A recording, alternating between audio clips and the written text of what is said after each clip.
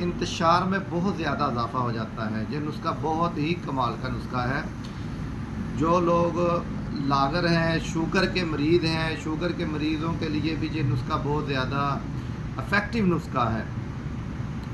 جو شوگر کے مریض ہیں ان کی قوت باہ میں بہت زیادہ کمی آ جاتی ہے، قوت باہ ان کی زیرو پہ چلے جاتی ہے جو شوگر کے مریض ہے۔ پھر اس کے علاوہ جو کئی لوگ ایسے ہوتے ہیں کہ پریشانی کی وجہ سے دماغی طور پہ کمزور ہو جاتے ہیں، اس وجہ سے بھی جو لوگ کمزور ہو جاتے ہیں ان کے لیے بھی یہ نسخہ کمال کا نسخہ ہے۔ اس کو تھوڑی سی اسٹرگل یہ آپ کو کرنی پڑے گی، انشاءاللہ یہ بہت ہی فائدہ دے گا۔ اب ہم نسخے کی طرف آتے ہیں۔ اجوین خراسانی ہے، اجوین خراسانی، اس کو آپ نے پہلے لینا ہے، 2 تولے لے لینی ہے۔ اس کو اچھے طریقے کے ساتھ صاف کر لینا ہے، چھاننی کے ساتھ صاف کر لیں، کسی برتن کے اندر ڈال کے اس کو ایسے چھٹ کے استعمال